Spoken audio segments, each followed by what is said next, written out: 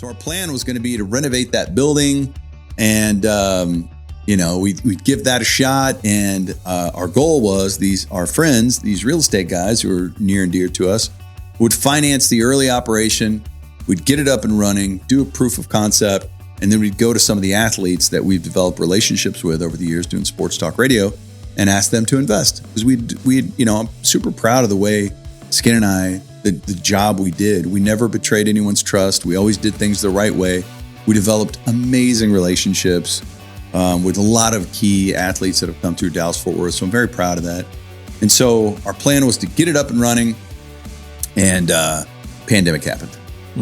And so we had $35,000 of beer in the tank, and we weren't allowed to sell it really because we didn't have a canning line. We had no one could come in because they couldn't get food. And so we were like, do we fold the business in our first day? Like, what do we do? And so my brother built a website. He had never done that. We said, you can come to Celina and you can get 4 packs to go, but you got to buy it 3 weeks in advance. Come get it. And you can't stay here. You need to leave when you come get it. And so we put it up for sale, and we had no idea what was going to happen. And it sold out in 57 minutes. No kidding. We sold every drop in 57 minutes. Wow. Because our listeners were like, let's go support these guys. Yes. And so we were like, wow, so how are we going to can all this beer? So then we had to go can, I don't know what it was 5,000 or 7,000 beers or whatever. A lot. We had to go can these beers, and around the clock, we were just canning one at a time. Right. Fill it up, CO2, clean it, all those things, seal it, put a sticker on it, one at a time. We had no canning line. And so from the day we started this, it was such a struggle. But my brother, we convinced him at one point to come along and run the business. And he's brilliant. His name's Jonathan. He is very, very successful, and we're so grateful to have him. He leads the way at Rollertown. He runs the show, and he's an owner with us. And then we did go back to those athletes, and they did invest. So our partners include Dirk Nowitzki, Michael Young of the Rangers, Travis Frederick of the Cowboys. Really got to be good friends with Torrey Hunter up here, who owns Tender, and Matt Kemp. Great guys. And so they're partners with us. And then all 5 guys from Dude Perfect. I make songs for Dude Perfect. I didn't make it as a rapper, but I did. But you are doing that. Yes. Right. John Daniels got involved. Eric Burkhart got involved. And so we've got a lot of amazing partners, and we've just been scrapping, fighting, and clawing, trying to survive in a very tough industry. And we've grown it little bit by bit with a lot of hard work from a lot of talented people. Skin and I get a lot of the credit just because we're kind of the face of it, being that we're the radio guys, but by no means do we do the heaviest lifting. We've got an amazing team that pulls off miracles every single day, because it's hard to survive. It's hard out there. It is. And even though the pandemic is effectively over, having a small business is still a struggle. It always will be. And that's what makes the success so worth it and so great, right? You're in pursuit of that. And then when you actually achieve that, you learn so much along the way. And to that end, I guess we can announce right now on this show that you and I are doing something. We're not doing a brewery, and we're not starting a rap group. that would not be okay. Right. That would not be good. But we are going to do some local networking. We're going to facilitate that. So I've done it for a couple of years, and you have such a passion for small business and helping them grow. You said something to me recently about, a rising tide lifts all ships, right? And I'm probably saying that totally wrong, but you understand the concept that when we do something to raise that tide, everyone benefits. Everyone does. So talk to me about this networking. What do you think? Yeah. Are you excited? I'm so excited. And so one of the scariest business ventures I ever had was we bought and built a cabin in Broken Bow, Oklahoma. Okay.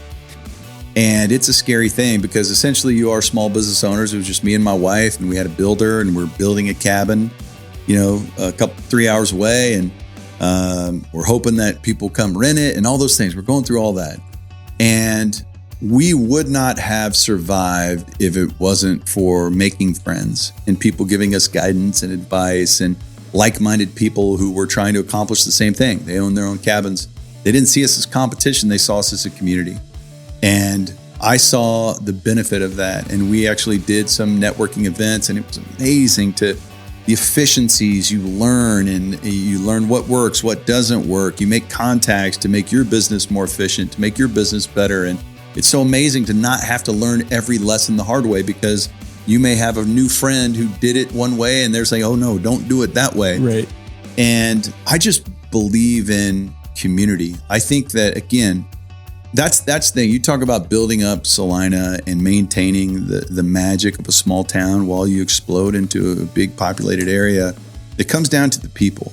It comes down to the energy. It comes down to, is everyone remembering that we're all in this together? It's not us against one another. It's us together. Doing something alone is incredibly difficult. Doing something with a community is so much more possible because you're in it together. It's like you go through a hardship.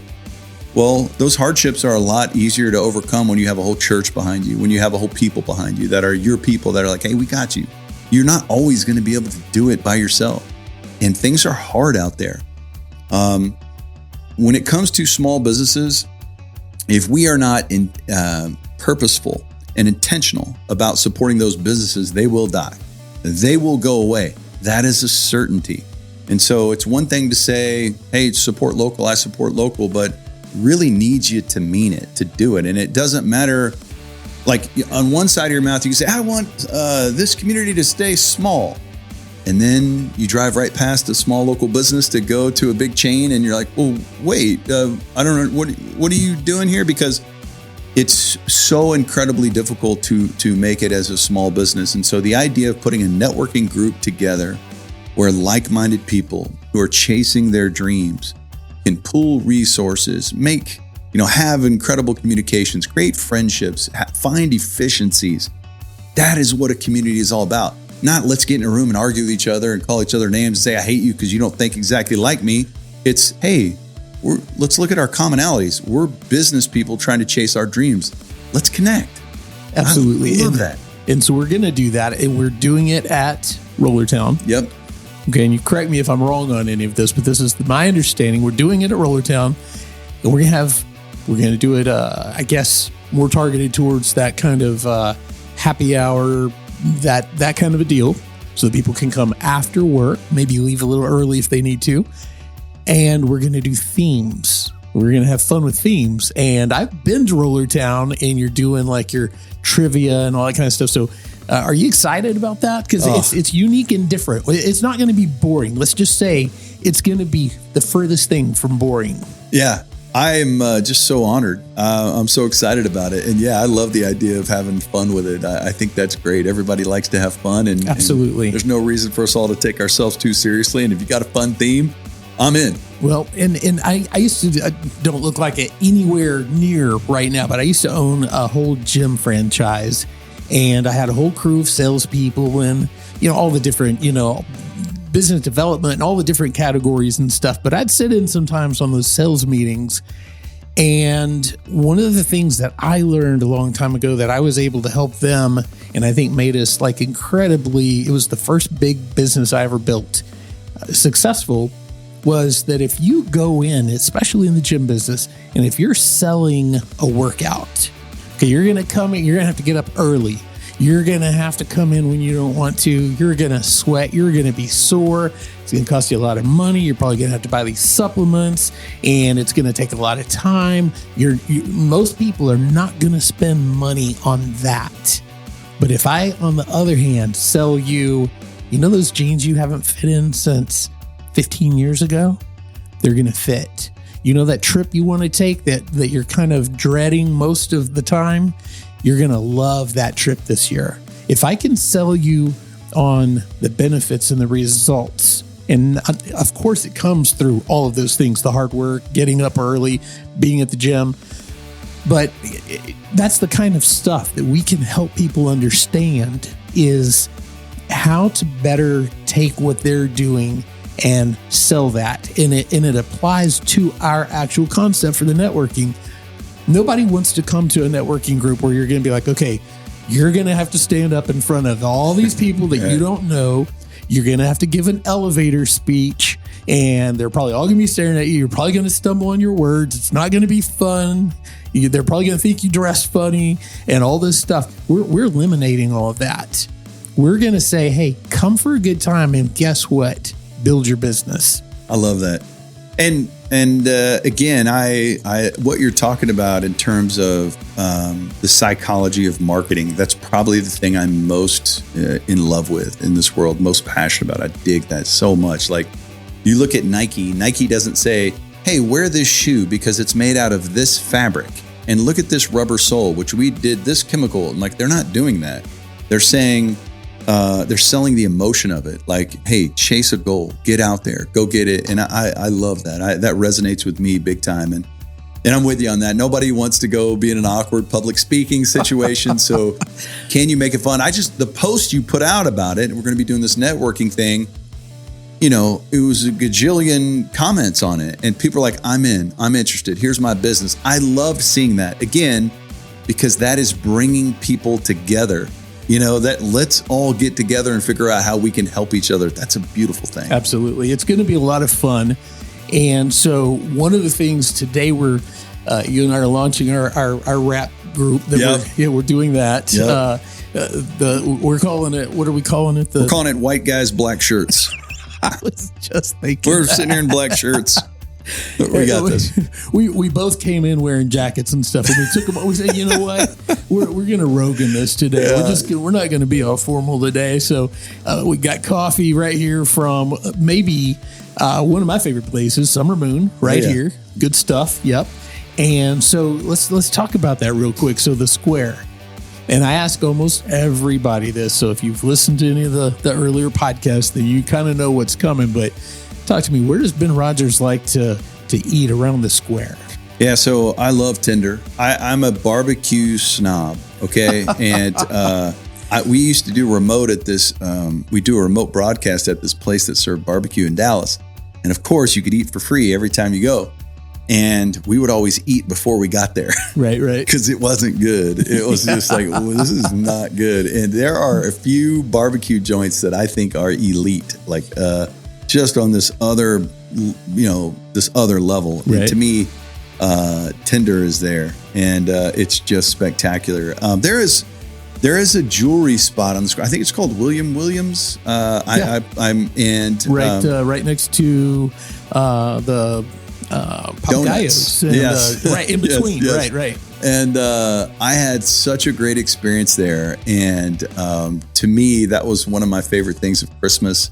Did a little shopping in there, and they helped me out with some stuff there. And I just, to have a father-son chasing their dream together right there on the Square, that was really, really special. I love Heyday. Heyday has become one of my favorite places in the world. It's just, those premium cocktails that are so delicious and funky and fun, and the vibe and the food.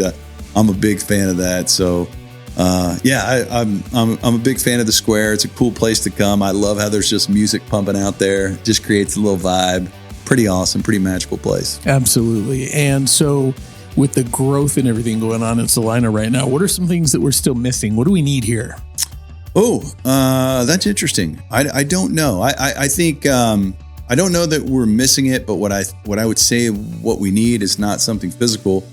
What we need to do is be more supportive of one another. Not that we're not supportive. I'm just saying we all need to be more intentional about it. Because I'll give you an example. There's if you've never owned or operated a small business or been really a key member of a small business who knew what was going on, probably don't know how difficult and challenging it is. And that's fine, because we're a product of our own experiences. But I'm going to tell you the most negative review we ever got. Did I tell you the story yet? Did I tell this? I've heard it, but I want to let's go through it again, because I think it's a great story. This is indicative of what not to do to support a small local business. The worst, most scathing review we've had since Rollertown opened was we had a mom just obliterate us on a Facebook group called Prosper Moms, I think is what it was called. Okay. And she had this long post, and she was like, I hate to do this, but I have to say, I will never go to Rollertown Beer Works in Celina ever again. Here is what I just experienced. I went in there, and the customer service was terrible. All I wanted to do was go buy a gift card, and the person behind the bar didn't even know how to ring one up. And further, That place was empty, and I'm not surprised. I'm glad they're empty. And you know what? They didn't even take all the chairs down from the tables. It was a disaster. It was messy in there. No one was there, and they didn't even know how to work their register. I'll never go back. And man, there was 50 comments. Wow. Of like, thank you for sharing. I too will never go. Yeah, I was going to say, so it was like a dog pile, right? Oh, yeah. Like everybody piles on. Yeah, gosh, Lee, I was planning to go there, but now I won't. Thank you for the heads up. Right.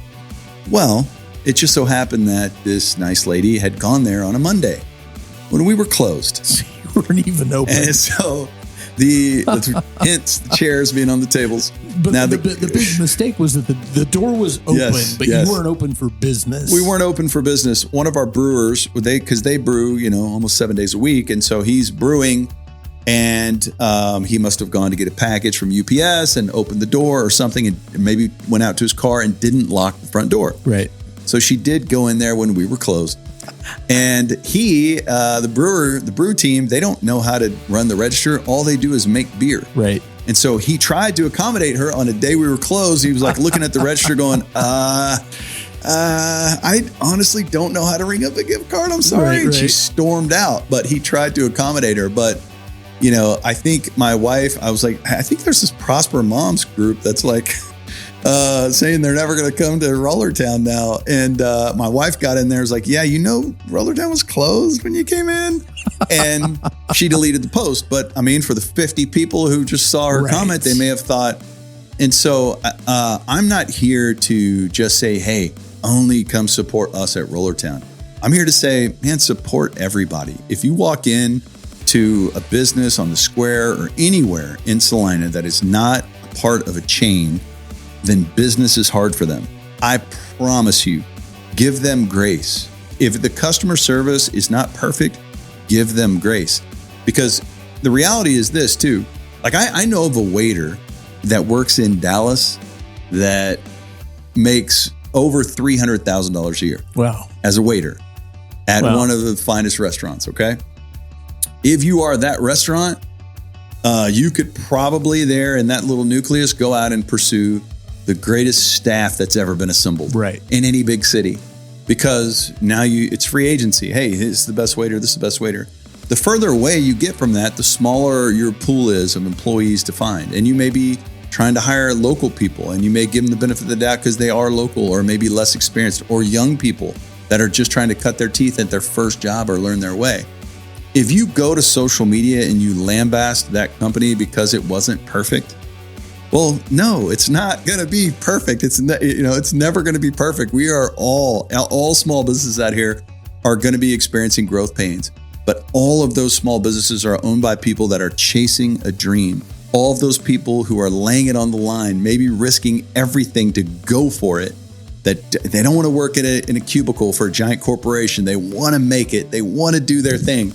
And so what we can do, I'm not saying this is missing, but what we can all do, me included, all of us can do more of, is be more supportive of one another, be more intentional about supporting local, and give each other grace, and, surround ourselves with the right energy. Like if you find yourself in a situation as you're trying to mold this community into what you want it to be, it evolves at a rapid pace, just let love lead the way. Let patience and grace and kindness and a willingness to try to understand other perspectives, let that be your guiding light as you evolve and grow as a community. And I think you'll be incredibly well served. We all will be. Absolutely. And when any business does well, because you approach it as what you're saying, it's local plus grace. Okay. And you need that in a small town like this. Because like you said, we don't have, there's nobody here making $300,000 being a wait staff. Okay. We're not there yet. Okay. Right. So chances are that your server in one of these restaurants is probably making the state required minimum and tips. Yeah. And they probably don't have, decades of experience. Right. And that owner may have just opened that place or hasn't been in business for that long, and they're doing what they can. And that applies not only to restaurants, but to all businesses and in all forms. So I like that, local plus grace. Yeah. So keep it local and mean it, be intentional, and at the same time, go in with a large amount of grace, because we're all growing. But when that business succeeds, don't we all succeed as a community? Don't we all get better? Absolutely. 100%. I think that's homegrown. That's the beauty of what homegrown is. That's the thing about having pride in what you have locally and knowing you were a part of it. And, when I go into Rollertown and I see some of the same people that have had our back since they were in that line, our grand opening, and they've still been coming in, and they're partly responsible for keeping the lights on. Right. You know what I mean? 100%. And it's like, I'm so grateful for that. And so if you ever are at Rollertown and don't have a great experience, man, I would love to know, because I want to make it right.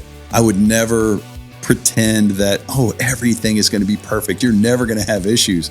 I guarantee you are, because it's hard and there's growing pains all along the way. But I think we're all flawed as human beings. It's like, what do you deal with it?